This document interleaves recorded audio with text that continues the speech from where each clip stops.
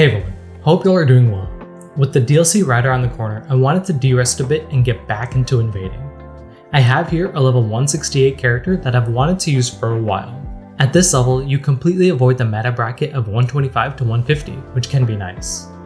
As you can see, it is predominantly a strength with a touch of faith to use cool weapons like Siluria's, Blasphemous Blade, Ordova's Greatsword, and the Erdtree Great Shield. Speaking of Siluria's, there's been rumors buzzing around how the DLC pre-patch will kill off PSGS. Most of this stems from people noticing that the crouch and rolling attacks of this setup have been split in the Frame Data Explorer. This is similar to how FromSoft nerfed the crouch R1s of the Ultra Greatswords and the Thrusting Swords. Every other weapon has the crouch and rolling attacks be identical, so you can expect some sort of nerf to PSGS. Will this kill the setup? Not sure. We won't know till the DLC, but I'd love to hear y'all's thoughts on the matter.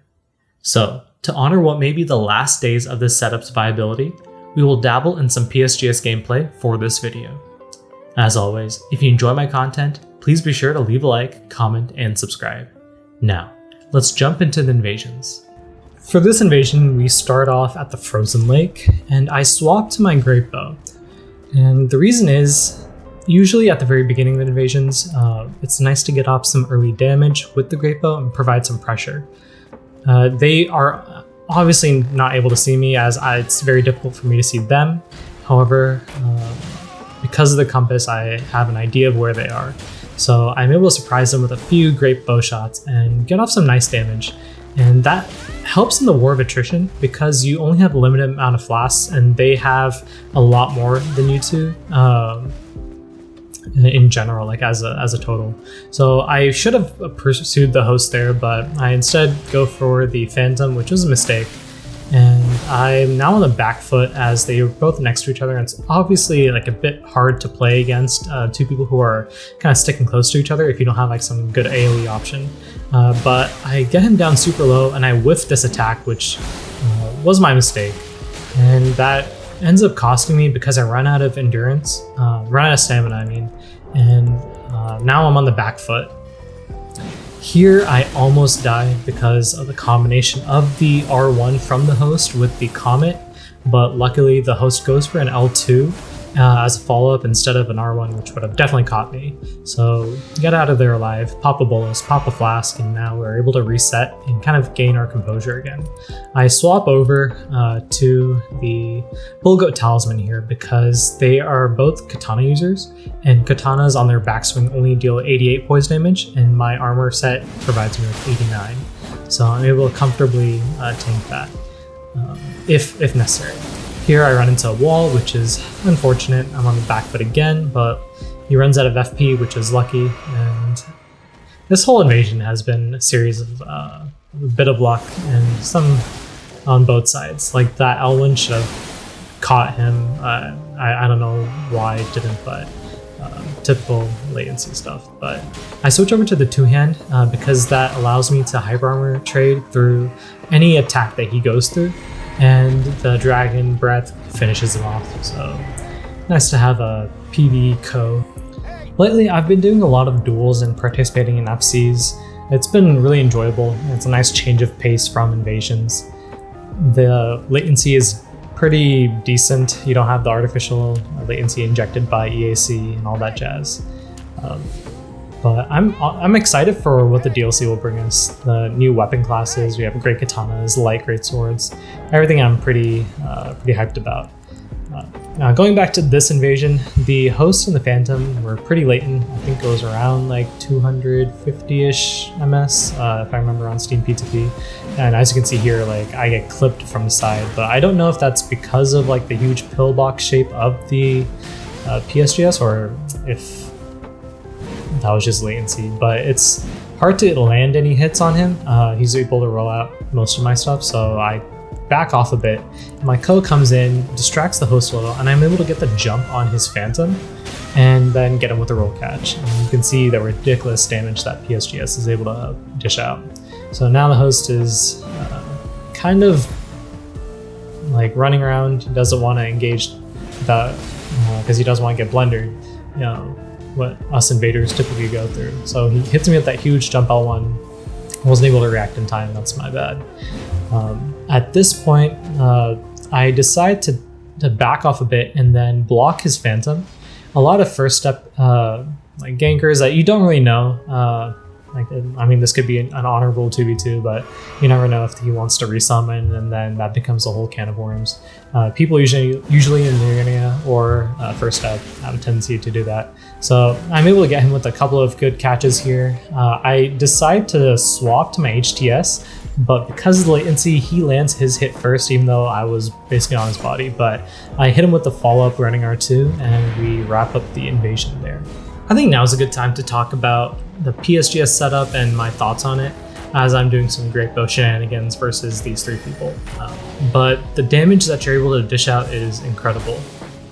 Like if you're able to pull off a vortex with the CL1s, the quick pokes, and the roll catches, it's very hard to play against, and it's pretty oppressive in that regard because it forces a lot of 50-50s. Either you have to mash into it, or you have to delay your roll, or you have to roll out immediately. And that can be very tough to play against, because if you choose wrong and the PSGS player chooses right, then it's very difficult to get out of it. But I guess that's why a lot of people love this setup, is because of that like gambling perspective on it. If you guess right, and if you kind of can predict your opponent's tendencies, then you can pull out a lot of damage and quickly end a fight sometimes. But I'm trying to great bow here, and it's not going too well. I got a few shots off, but then I eat a hit to the face, which is not great. I swap over my talismans, try to aim so that I can get him off the ledge there, but my shot's too late, and I get hit with that Ash of War again. So now I'm backing off, I'm healing, I want to swap my talismans, get hit with that spell, but now this guy overextends, and I didn't even see him there, but now he's stuck against the PvE and between me, so I'm able to finish him off pretty quickly. This person is guarding too much, so he gets guard broken, and I land the backstab on this host.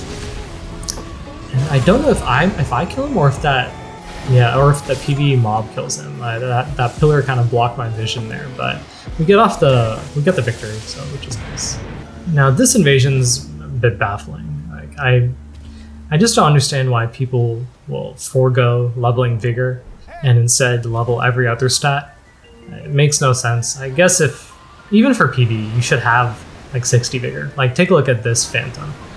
They're both using Dragon Breath, and I hit him with Jump L2, 431 HP. So with the HP that he was missing, it was probably around 600, which is, I don't know, like 20 Vigor, which is insane. And we're not even at like a low level. We're at level 168. But thanks to the changes to Bloodhound Step, I'm able to roll catch with the PSGS Crouch L1, even though he's Bloodhound Stepping. I mismanaged my stamina here a little bit. I run out, and so I'm unable to pursue. And luckily, he doesn't opt for the red flask. Instead, he goes for the blue. And so because of that, I'm able to get him at the very end after I don't know what he's doing, honestly. But yeah, level your Vigor. There's no excuse. For this invasion, we are at Liurnia of the Lakes, and we have a duo here that I think they want to 2v2. I get a co-invader later on, but as you can see, I'm able to provide some pressure with the wave dash, hit him with the crouch L1, but because of the bees, I back off a bit, and here I misplay. I whiff my attack, and he's able to whiff punish, but I get him back immediately with the with the jumping L1, and now he's on the back foot, and he skips around a bit, so I back off because I don't know about how good our connection is, and I don't really want to get bled by that Moog Ash of War. So now I'm on the back foot, needs a heal, and as you can see here, Hyper Armor can be good versus PSGS, but you have to make sure that you don't whiff because you have like that nuclear damage. So at this point, he's a bit far away, so I swap over to the HTS to try to roll catch him a bit. Miss my Flaming Strike, but he keeps on trying to heal and run away, and because of that, I'm able to get off some good hits. Like this, I whiff, but then he tries to hit my Ko and then gets obliterated by the Ashen Born.